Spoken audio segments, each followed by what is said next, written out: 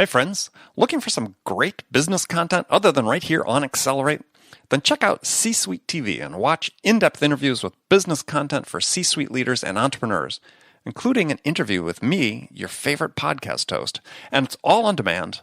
Watch and get insider secrets on demand by going to csuitetv.com. That's c-suitetv.com. Business insights on demand. Okay, let's do the show. It's time to accelerate. Hi, this is Andy. Welcome to episode 451 of Accelerate, the sales podcast of record, where I hold in-depth conversations with today's leading experts in sales, marketing, and leadership 6 days a week. Now, did you know that studies have found the cost of a bad sales hire is 4 to 7 times the annual salary of the position? I mean, if you're a sales leader, you can't afford this. Nobody can. Now, I've created a guide to help you develop a process to hire the right sales candidates for your company. It's called the How to Hire a Winning Sales Team, the Sales Leader's 5-Step Guide to Better Sales Hiring, and it's free. Just go to accelerate.fm/winning to download your free copy today. Joining me on the show today is Sharon Gillenwater. Sharon is founder of Boardroom Insiders, and she's a CXO engagement strategy expert. In our conversation today, we talk about why Sharon believes B2B selling at the enterprise level is harder than it's ever been before. And she talks about why sales organizations must change just not how they do things, but their very philosophy around sales. So Sharon, welcome to the show. Take a minute. Tell us a little bit about you. I am the founder of Boardroom Insiders, and we specialize in providing in-depth executive profiles to enterprise sales teams who are interested in engaging the C-suite at their customer companies. And were founded in around 2008, and we work primarily with large tech vendors like Cisco and HP and Microsoft, CA, CSC, etc. So what was the impetus to start the company? I come from a consulting background, so I was working directly with a lot of the marketing organizations at these technology companies between 2004 and 2008, and I was consistently seeing a desire to sell higher within the customer organizations. And the question I kept getting asked is, how do we get to the CIO, and what do they want to talk about? Who are these people? What do they care about? How can we reach and engage them? And so around 2006, I was working with a man named Scott McNealy, who was then CEO of Sun Microsystems. Yep, founder of the company, co-founder of the company, yeah. Yes, and I was working with his executive team, and they said that he had an initiative to call into 200 of what they called their must-win accounts. And these accounts they wanted to move the needle with in some way. And he had made a personal commitment to call into the CIOs of all of those accounts. But he really wanted to know a lot about those people before he made the calls. So I was hired to create some dossiers on these people. And I thought, well, this is the easiest job I'm ever going to have. All I have to do is go to their websites and find their bio and cut and paste the bio in. And that's not at all what he wanted. He wanted way beyond the bio info. He wanted us to dig into, their personal background, such as hobbies and interests and who they might have been connected to, who their mentors were, who their friends were in the industry, if we could get that information. He also really wanted to understand what were the business initiatives driving their work. And that doesn't mean, from a technology standpoint, it meant what is the company's strategy? What's the CEO saying? And how does the CIO have to enable that? He realized early on, before anybody started talking about business and IT alignment, that that's where he needed to go. And that's where CIOs needed to go. And so we started pulling together these dossiers, these profiles of these executives, and provided those to his team so that when he made the calls, he was prepared and ready to talk to them, their personal interests and affinities, as well as speak to their business initiatives. So we, eventually had about 200 of these, and I put them in a database and started realizing that a lot of my other customers would love to have this type of information. And we have built the database up over the years from there. And now our customers can subscribe to the database and get this in-depth information on these executives. And we keep the profiles updated, and we add to the database all the time as executive changes occur. Mm-hmm. So how many executive profiles do you have in your database? We have around 12,000 now. And we continually track these people. So they go from one company to another. We preserve all of the personal information that we have on them, and then we update all the business challenges for their new company. So we've been tracking some of these people for almost 10 years, and so we have some very rich profiles. We really, unlike a lot of other business information companies that go really, really broad as far as the number of contacts and very shallow as far as the depth of information, we do exactly the opposite. So we have, far fewer records than like a contact database would. But the depth of information we provide just goes way beyond anything else out there on the market. So for somebody that's looking for this information, it's like a really in-depth LinkedIn beyond what you're going to find in LinkedIn. Obviously, some of the superficial stuff will be in LinkedIn, some of the connections, but not the business challenges, not the business challenges, I guess is really the big one that you lay out. Yeah, LinkedIn is great, and we use LinkedIn as a source, and we recommend our customers, of course, use LinkedIn. What we always say is LinkedIn and some of the other contact databases, they tell you who to talk to, and we tell you what they want to talk about. So, in the sales world, people often don't consider that. They think, well, how do I get to this person? How do I get to them? What's their email? How do I reach them? But when you're talking about the C-suite, or even, one or two levels down, the executive level, SVP, VP, you better have that conversation planned out before you get in touch. So, you're eventually going to find a way to reach them, but what are you going to say? And that's really critical, because if you don't grab them in just a couple of minutes with something that's relevant and establish your own credibility as a trusted advisor and someone who understands their business, you're probably not going to get a second chance. Oh, sure. Exactly.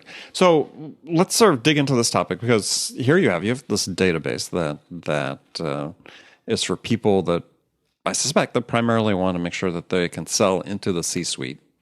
And yet if you read The Challenger Customer and other books that come out about modern buying, and especially in the complex enterprise B2B sale, that it's really not about selling to the C-suite, that it's about these growing number of individual and diverse stakeholders that come together to reach some sort of consensus over a solution that they then present to the C-suite for approval.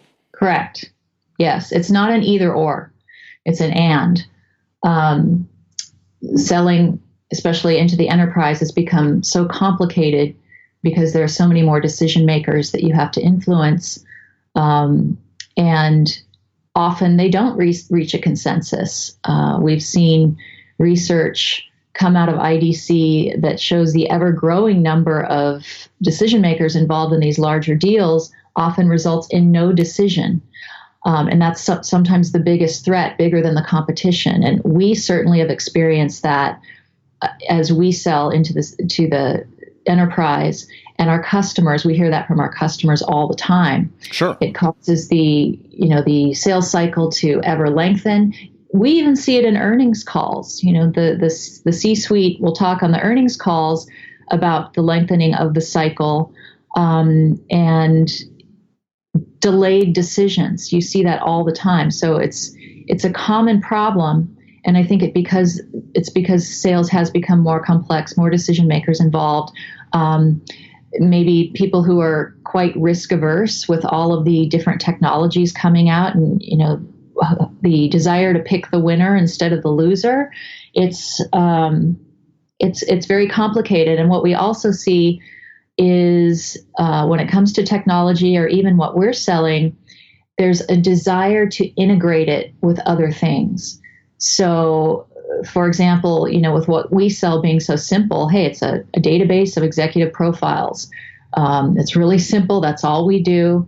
But when we talk to customers, there's often a desire to, for example, integrate all of our content into some kind of dashboard in Salesforce. And that complicates things. And it becomes more about more than, how good our product is, and more about how can it fit with all of these other things.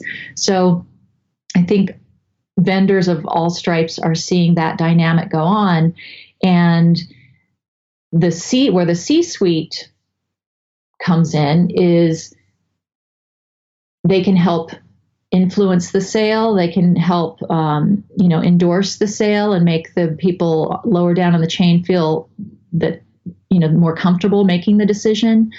And according to some research that came out in November from IDC, they're saying CXOs are going to be more central than ever to the critical buying decisions, because digital transformation efforts are no longer kind of side projects or pilots or special business units or initiatives. They are now central to the business. The entire business is digitizing. It's not a side project that a little tiger team owns, right? So because of that, CEOs are going to have more technology leadership experience, and they are going to be more central to the process. And Salesforce CEO Mark Benioff knows this and has talked in their earnings calls about how they're closing 9-figure deals because they are selling directly to the CEO. They are now viewing the CEO as the de facto chief transformation officer or chief digital officer. And they are winning these deals by selling directly into the C-suite. And what that takes, by the way, on Salesforce's part, is they need the commitment of their own C-suite to go in and have those conversations, because you can't send, a rank and file salesperson in to meet with the CEO. I mean, you could, but it's much more powerful if that salesperson has the support of their own C-suite going in with them as partners to make that big deal happen. Okay, I mean, all very interesting. I'm thinking as you're talking about, if we say, okay, this is true, this trend that IDC is talking about is what they foresee is going to happen, and actually does happen, where the C-suite suddenly starts reinserting itself back into the decision-making process, where just a year ago it was the other way. Well, again, it's an and. It's not. Well, it's an and, but CEB's research was fairly conclusive. It's not. Yeah, I'm sure people are still continuing to sell to the C-suite, but I give you personal examples I've seen selling to large enterprises where one of the fundamental mistakes a seller made was actually getting to the C-suite, because the C-suite was saying, well, look, we delegated this and we're looking to get a conclusion. So, but if you're here and you're asking my opinion, I'm going to give it. And it wasn't what that company wanted to hear at all, right? Because suddenly, whereas the C-suite would have been, and CEO in this case would have been perfectly content to have gotten the recommendation once they actually involved him. Naturally, he had opinions. He was informed, and it didn't turn out well for that company. So, I mean, it's not going to be the same in every situation. Sure. And I can't emphasize enough that it's an and, it's not an or. You just don't go straight into the C-suite marching in there without engaging, all of the other layers of decision makers. That's what inbound marketing does a great job of, and marketing automation, and being able to segment your audience and speak to them by vertical. That's what makes it so tough, is you have to be working all of these different levels. Well, by the same token, there's also research that's come out from, I have to go back and look at my notes to see who it came from, that also sort of talks about an opposite trend, which is that where before CIOs were sort of in that central space for a lot of digital transformation, now increasingly those decisions are being made at the business unit level. Exactly. Yes, that's a very common thing that we see. And, we would include those business unit heads in the C-suite category, absolutely. Whether it's, a CMO, or whether it's the head of an actual line of business, like if you look at financial services, the head of consumer banking, for example. Mm-hmm. So, I think what we've seen is the perception of what C-suite is has really expanded, and the proliferation of all kinds of new titles like Chief Digital Officer, Chief Transformation Officer, Chief Innovation Officer, Chief Customer Experience Officer. Mm-hmm. Mm-hmm. We classify all of those as C-suite at this point, and they have to collaborate together and really, in a lot of cases, agree on what those central tools are going to be that they're going to use. And I think it's really all about the customer experience and the overall digitization of the enterprise, whether you're talking about what the customer experience is, which is outward facing, or whether you're talking about looking inward into the enterprise. What are the employees? What's the employee experience like? Because everything's becoming consumerized. Everybody has expectations around what a great digital experience is because we're all consumers and we're on Amazon and we're on Facebook, and that's the level of expectation now. No, it's all very interesting. So map out then.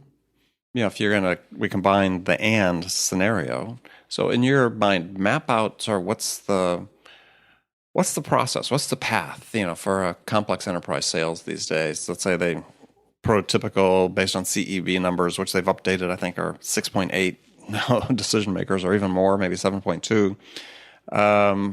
So take us to it to the extent you can, is what that looks like. Well, I'm certainly not an expert on all aspects of it, but I know what we're hearing from our customers and what we do ourselves. Inbound marketing, using marketing automation tools is an absolute must to reach and nurture decision makers at every level of the organization, create awareness, establish your brand presence, position yourself as a thought leader through content marketing. It's a great way to be relevant from a vertical perspective. If you can create all types of content for different audiences that's relevant to them, and really fill your pipeline and engage all of those decision makers up and down the executive or the chain. Now, the executives require a little bit of a different approach in terms of the types of content that they're interested in. And the farther you go up the executive chain, it becomes more a one-to-one value proposition that you have to make, because they expect you to understand their specific business. What we see a lot of companies doing is not taking this approach across all of their accounts, but reserving the executive engagement piece of it for only their most important accounts. So we see a lot of customers have smaller teams within the sales organization that focus only on their top accounts. And that's where the real focus on C-suite selling and executive engagement comes in. They devote more resources to those accounts. They create high-touch engagement opportunities such as C-level roundtables, or sponsoring C-level events such as the Avanta CIO series. They target C-suite executives with small regional events.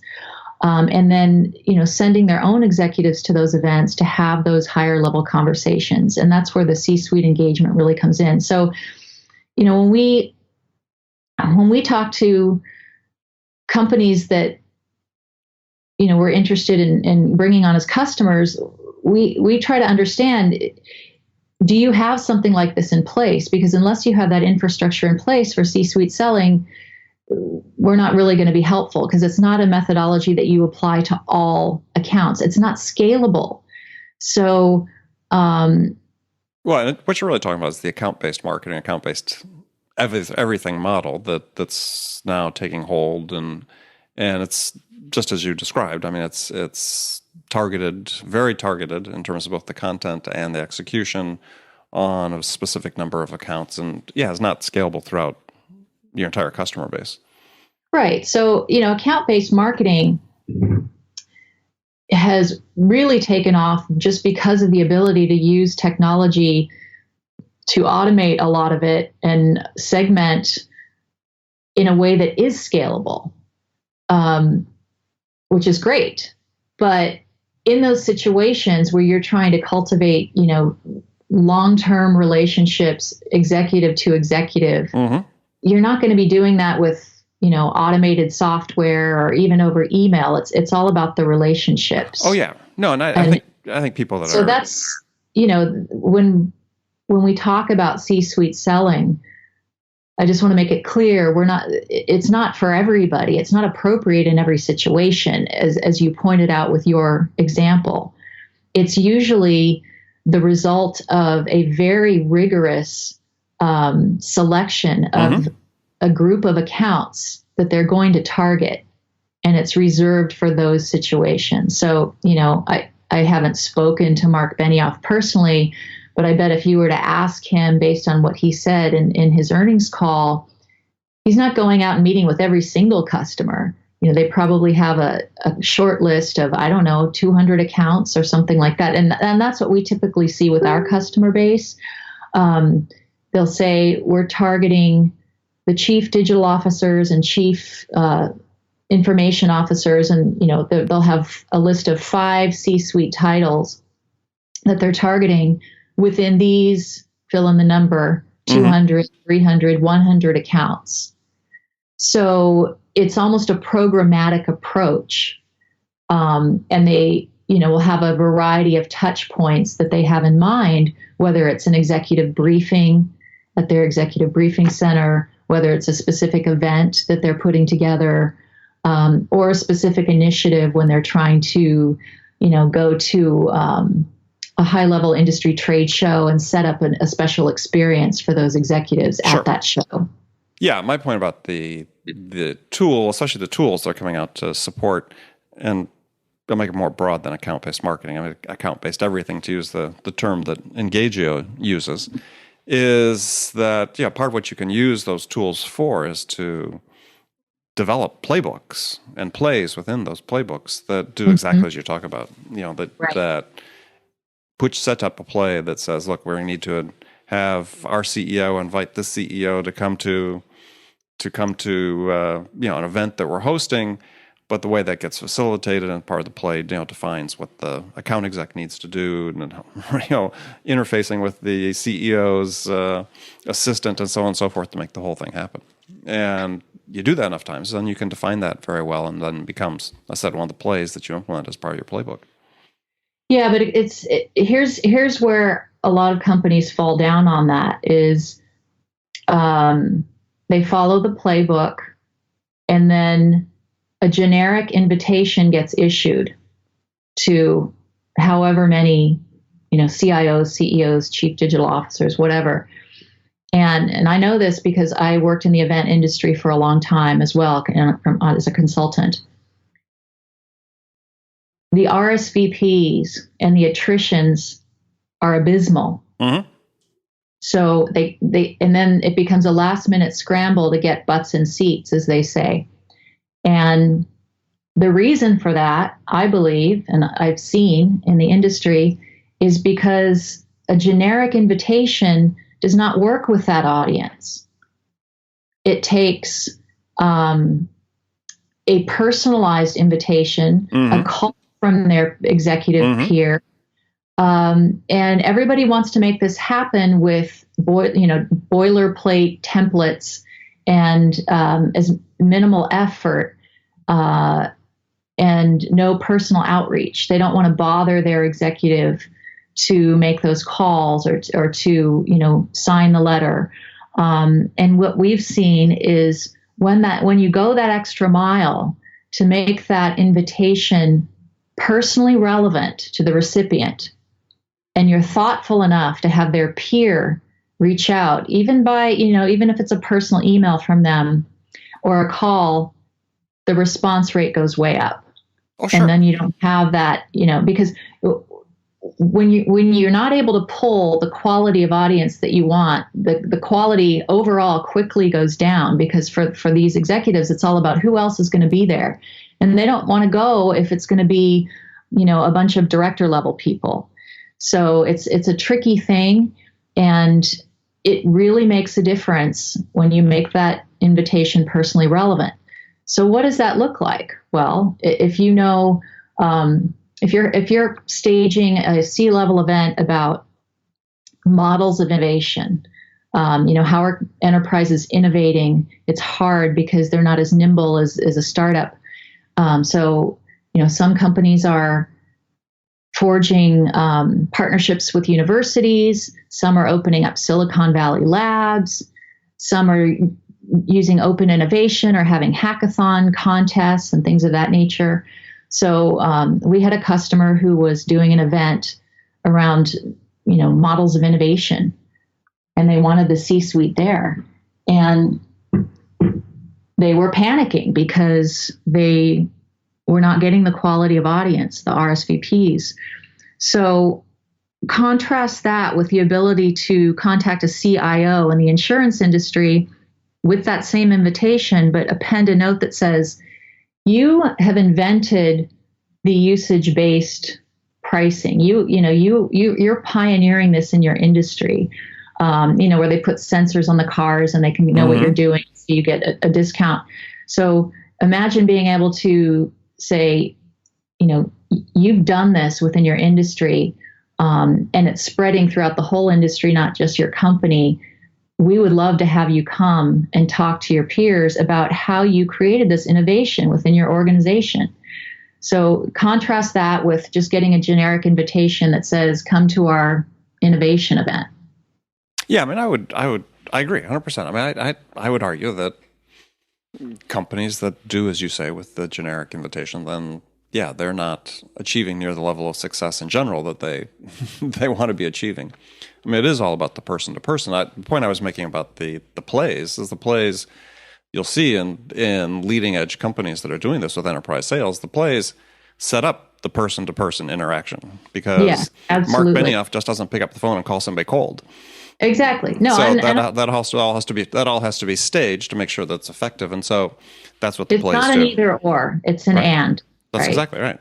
So both have to happen. And you're right. I mean, there's a definite trend of sales organizations that are using technology thinking that it supplants personal contact.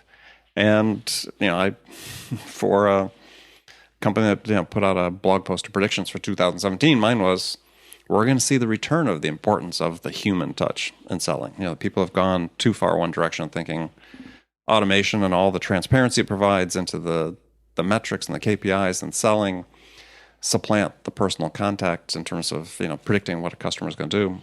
I just don't believe. So I'm with you. Yeah, exactly. And we all want a silver bullet. I do, but every time I think I have one, I realize it's not a silver bullet. There's no silver bullets out there, and you can't automate everything. And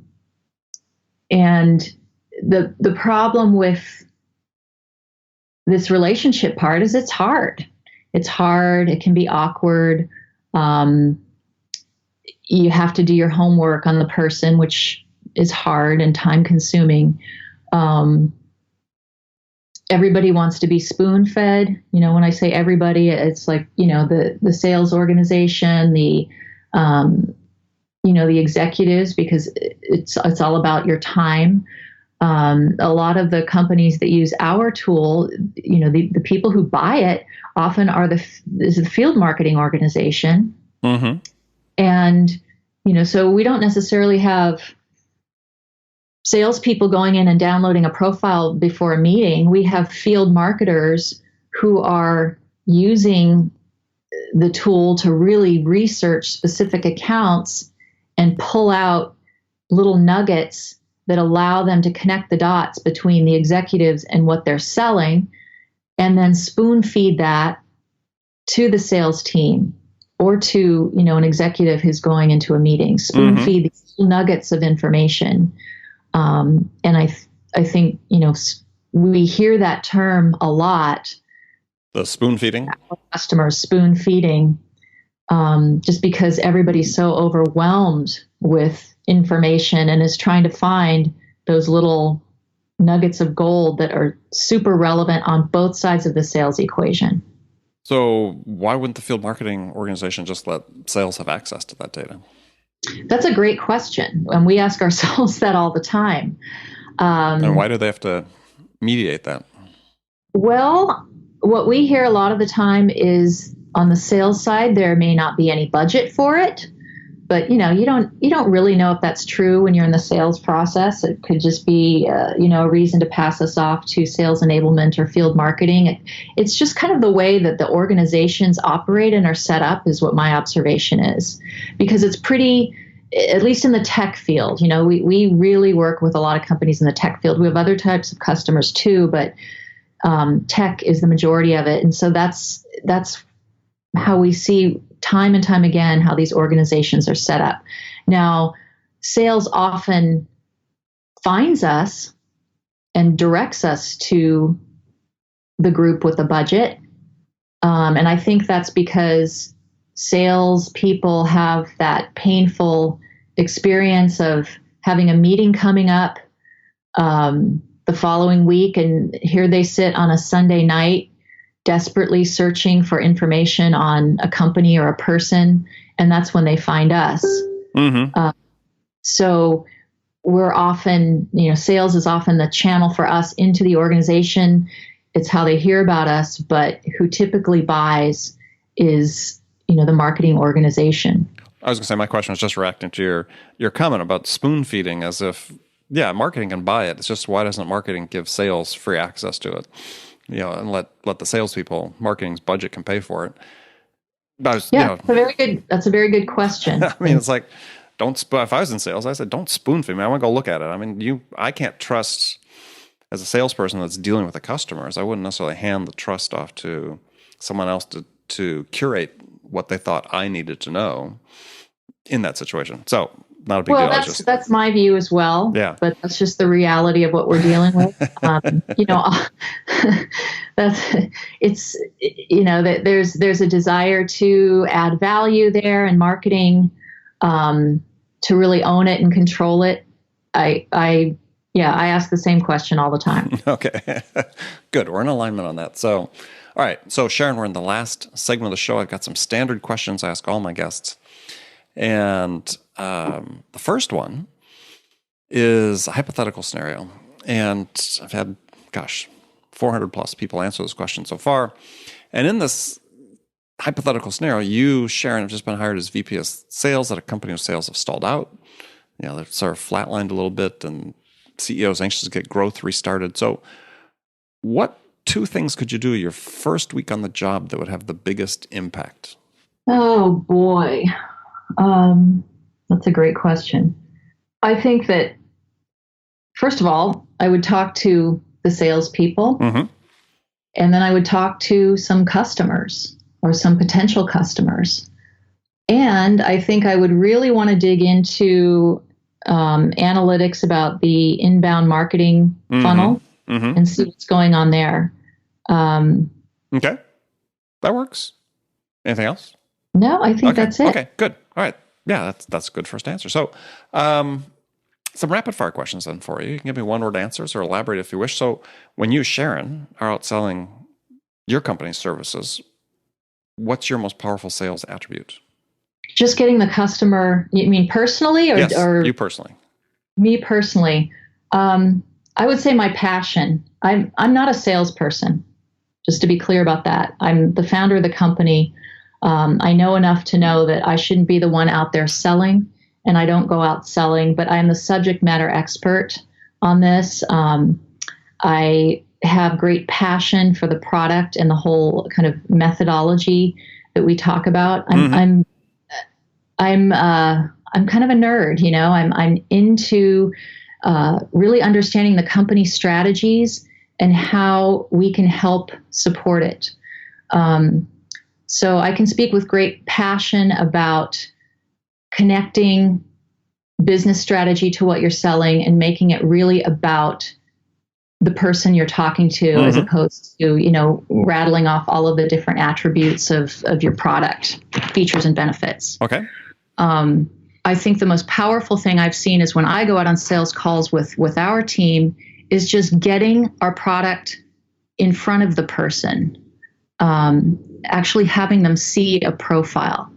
And that's the most powerful thing that I've seen happen, because there's a lot of jaded buyers out there, especially when it comes to information services. If you say you sell executive profiles, they expect a name and a title and maybe some contact information. And 40% of the time it's going to be inaccurate and out of date. Right. So if we can get our actual end product in front of someone, what I've seen happen in a meeting is they go from kind of glancing at their phone and texting, and you put our product on the screen, they put their phone down and they look at it and say, wow, okay, well, where'd you get all this information? So, it's, I'm sure, a lot different than other sales situations. We're not about, technological bells and whistles necessarily. It's just getting someone to look at it. Okay. So what's one book you'd recommend every salesperson read? I think Mark Benioff's very first book, the name of which escapes me at the moment. We'll find out. We'll put it on the show notes. Okay. Yeah, I think he talks about the early days of founding the company and going out and talking to customers, and he talks a lot about C-suite selling and his belief in it. And it's a book that I read pretty early on in the founding of this company, and it was very inspiring to me. Okay. So last question then. What music is on your playlist? Well, I am a Zumba instructor. I do this as a volunteer for the city of San Francisco. It's the largest free Zumba program in the entire country. It's run through San Francisco Rec and Park. And so I have so much... Samba? Some samba, reggaeton, salsa, merengue. I have so much of that on my playlists that you wouldn't believe it. Kind of drives my family crazy. But I also like to listen to, when I'm working, I listen to opera and classical music because I don't get too distracted by the lyrics. Right. It's because I'm also a singer, so I would listen very carefully to lyrics and music. So Are you an opera singer? No. I would sing pop and rock. And if I listen to that, I get too distracted and I want to start singing. So I listen to all kinds of music. I love music, but the majority of it is packed with my Zumba songs right now. Yeah, well, that's good. You can listen to opera to get that out of your head. So, well, good. Well, Sharon, thanks for being on the show. Tell folks how they can find out more about you and get in contact with you. Well, you can come to our website at boardroominsiders.com. That's Boardroom Insiders with an S. I am on LinkedIn and Twitter and Facebook, Sharon Gillenwater. There aren't too many of us, so I'm probably pretty easy to find there. Yeah, I would expect not a lot of duplicate names on Sharon Gillenwater. So good. Well, thanks again for being on the show. And friends, thank you for spending this time with us. As always, remember, make it a part of your day every day to deliberately learn something new to help you accelerate your success. And easy way to do that is make sure you join my conversations with top business experts like my guest today, Sharon Gillenwater, who shared expertise about how to accelerate the growth of your business. So thanks again for joining me. And until next time, this is Andy Paul. Good selling, everyone.